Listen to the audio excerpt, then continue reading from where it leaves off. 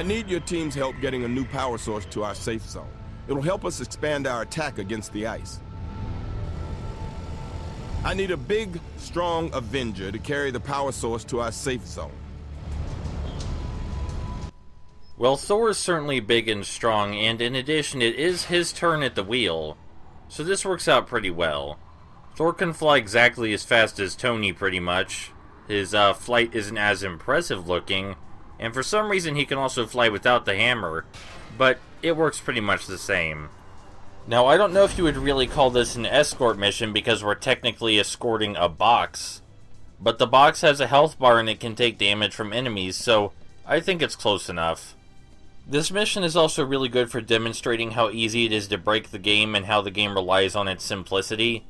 You have to go where the arrows point, not because that's the only way forward, but because that's where the enemies spawn at. So for example, if you tried to walk around the bridge and take the box to the shield car that way, you wouldn't be able to complete the mission, in spite of you delivering the box where it's supposed to go. There is very little room for thinking outside the box. The box, by the way, is not really the thing we need to worry about here. It's actually much easier for us to die than for the box to die. We can throw the box over these icicles, by the way, but of course it's more fun to break them. All these blue things popping out are not used in the playset. They're just sparks we can use to buy toys in the toy box, which I'm not interested in. It's a bit of a long trek to the goal from here. Some icicles pop up to block our path, but we can just walk around them by stepping on the curb. After we place the box in its designated square, enemies appear, and these ones are actually interested in attacking the box itself. While the box does take notable damage from their attacks, there's not enough of them for you to actually worry about it. If you are interested in an escort mission that's actually challenging, there will be one very shortly, but it's not this. These few missions with Thor are really good for leveling him up so we can grab his most useful attack. It will become very obvious what that attack is after we get it, and it makes pretty much every enemy a joke. It may not seem like an overpowered attack from the description, or the demonstration, but I'm really good at finding ways to cheese things.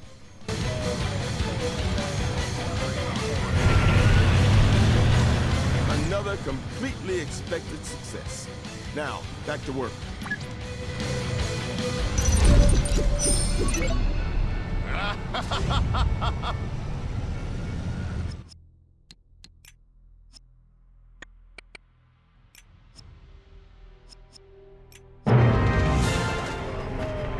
There's a shield vehicle en route to one of our safe houses carrying an ally with crucial intel. Problem is, the roads are jammed with debris and frost giants. Clear the path and keep them safe as they drive to the checkpoint. Do you recall how I said almost just a minute ago that there was going to be an actually challenging escort mission? Well, this is it. It's also one of the very few escort missions in the game. It may actually be the last one, if I'm recalling correctly, but don't hold me to that. The reason it's challenging, though, is solely because we don't have Thor's most useful attack. If we did, the challenge would be negated completely. For this mission, the enemies are genuinely interested in attacking the truck unless you strike them consistently, thus taking their attention away from it. We also get to destroy a lot more ice, which is pretty cool. Our own health is also something of a concern, because as strong as Thor is, he's not really equipped to handle a whole ton of those larger frost giants. And this mission has quite a few of those. Nick Fury right here, he mentions the obvious, stating that if the vehicle is too damaged, we won't be able to finish the mission. But I'm sure you could have guessed that by the vehicle having a health bar, and the mission statement explaining that we need to protect it. Thor's hammer can be kind of useful in these situations because although it can't be used as a primary method of attack, we can use it to keep enemies away from the vehicle from a distance. A bit further down the road, we encounter the larger frost giants, which, as I said, can be a bit of a problem for Thor. He's not nearly as squishy as Tony, so he can take a lot more hits, certainly, but we can only get 1 or 2 blows in before we have to dodge back. You will also notice, of course, that the larger frost giants die much faster to Thor than they would to Tony, which is only a blessing. Thankfully, until we reach the big fight at the very end, the enemies tend to spawn in reasonable numbers, even considering that some of them are the larger frost giants. The larger frost giants seem to serve as a distraction while the smaller ones attack the car. And that works relatively well because you do want to take out the larger frost giants first. Oh yeah, also notably, this mission does end in a cutscene. This person we're escorting that has crucial intel, they actually do have crucial intel. This isn't one of those mission-based games where a character supposedly has something important and you never hear about it again because the mission was just a distraction. The things you do actually have an impact on what happens in the story, which is a good feeling. There are some missions which seem a lot like filler, but for the most part, everything you do has a clear effect on what happens. And considering it's a linear game with only 35 missions where you can sometimes choose from a couple different ones, that's good. Having a bunch of missions where it feels like nothing happens in a game this short would not be ideal. Right here you can see that when Thor doesn't have Mjolnir, he attacks with his fists, but the hammer automatically spawns in his hand on the third hit of the combo regardless. Now the vehicle turns into stop for what you would probably think is the end of the mission, but just as with the box, more enemies spawn when the vehicle stops. And this is the hardest part of the mission.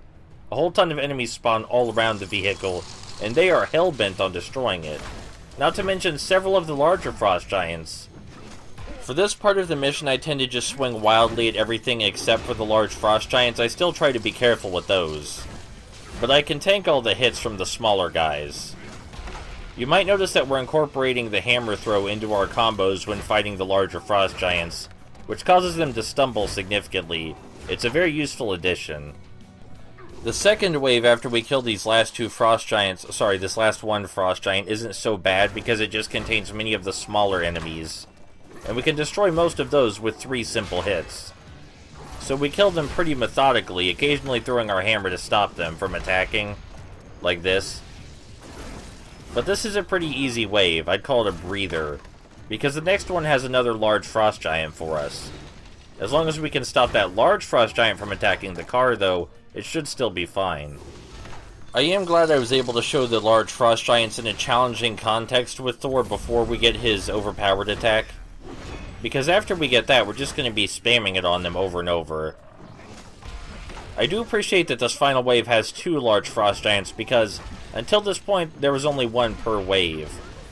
Of course, they don't really get a chance to attack because we annihilate them by incorporating the hammer into our combo, which is actually really fun to do, and it's a shame you don't get more opportunities to do that. I made the call to bring Captain Marvel in on this little adventure. With her superhuman strength and subsonic flying abilities, she was just the Avenger we needed to locate and capture a frost giant for questioning. Bad news, Fury. My informant's a little unconscious. Oh, now this is great.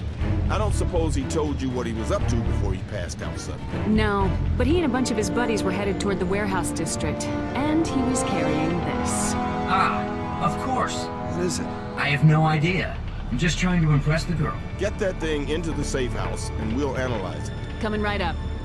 Great. Now let's see what new information our allies brought us. No foe can hinder me now.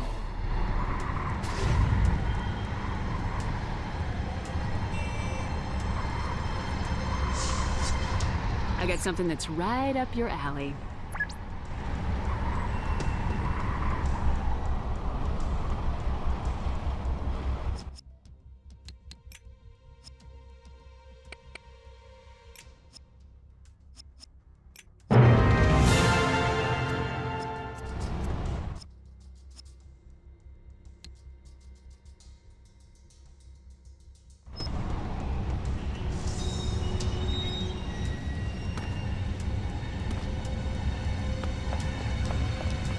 While I debrief S.H.I.E.L.D. about my encounter, you should follow that herd of frost giants.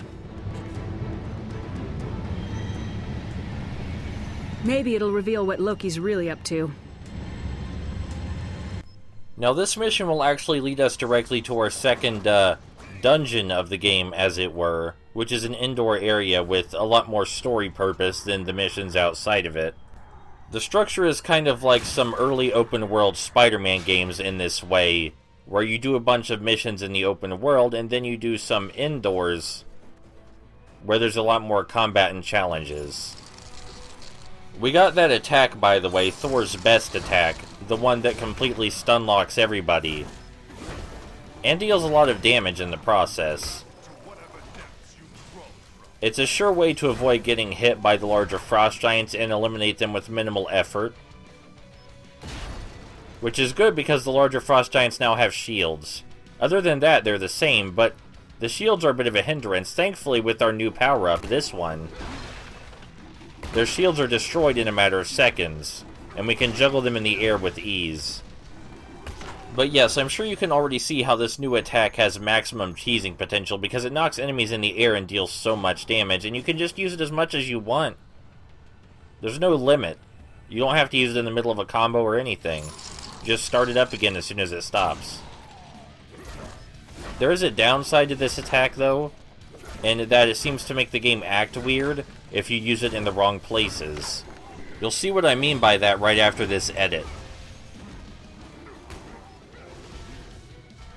So everything is going well, and there's only one frost giant left, and we're about to destroy him when the game crashes. And I checked the error number, and it is just a generic "this game crashed" error. And this is one of only 2 games that have crashed on my PS4 so far. After a quick reset and replaying a couple of missions because of the game's weird auto-save system, we're back where we were. Thanks to that crash, though, Thor leveled up a couple extra times. After all the frost giants are dead, we follow the rest of them back to this hideout, and that's where the next dungeon starts, and it's where the next video will start as well. So I'll see you there.